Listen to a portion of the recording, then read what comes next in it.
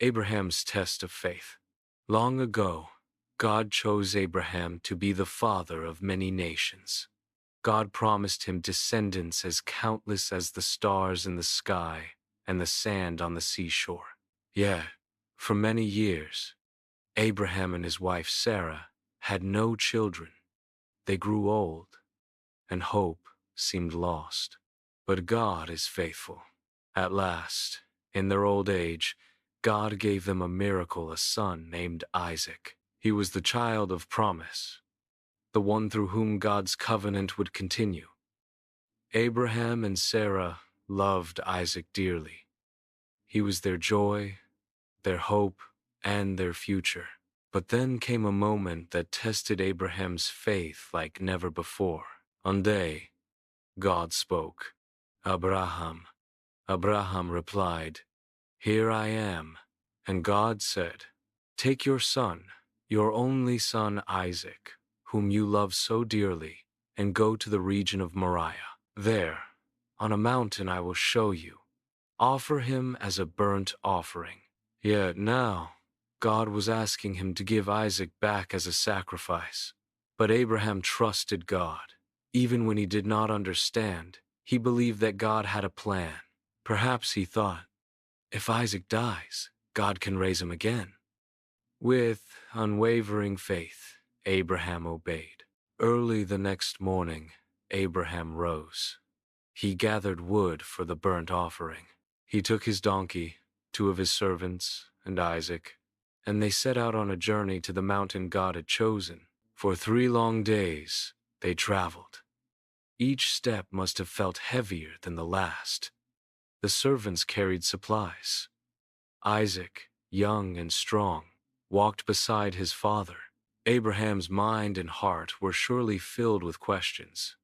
Yet he remained silent, holding on to faith. On the 3rd day, Abraham looked up and saw the mountain in the distance. He turned to his servants and said, "Stay here with the donkey. The boy and I will go over there. We will worship, and then we will come back to you." Notice Abraham's words, "We will come back." His faith in God's promise was unshaken. So Abraham placed the wood for the sacrifice on Isaac's shoulders. Isaac carried it up the hill, just as one day, many generations later, another son would carry the wood of the cross. Abraham himself carried the fire and the knife. Together they climbed, father and son. Then Isaac spoke. "Father?" "Yes, my son," Abraham answered. "We have the fire and the wood, but where is the lamb for the offering?"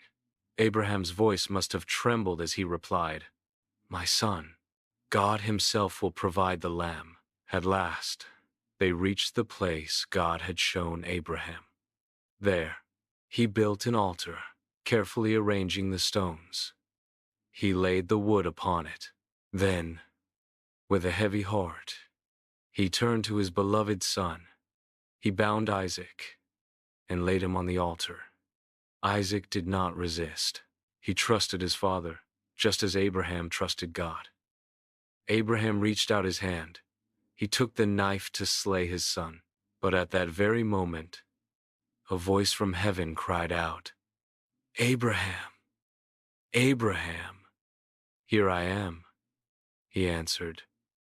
"Do not lay a hand on the boy. Do not do anything to him. Now I know that you fear God, because you have not withheld from me your son, your only son." Abraham's eyes filled with tears of relief. He looked up and saw a ram caught by its horns in the thicket. Quickly, he freed Isaac and offered the ram instead as the burnt offering. Overwhelmed with gratitude, Abraham named that place Jehovah Jireh, the Lord will provide. And on that mountain, God's faithfulness was revealed. God spoke again, reaffirming his covenant. "Because you have done this, and have not withheld your son, your only son, I will surely bless you. I will make your descendants as numerous as the stars in the sky and as the sand on the seashore. And through your offspring, all nations of the earth will be blessed. because you have obeyed me. And indeed, God's promise was fulfilled. From Abraham's line came the nation of Israel, and in the fullness of time, the ultimate Lamb Jesus Christ, the Son of God, who gave his life as a sacrifice for all.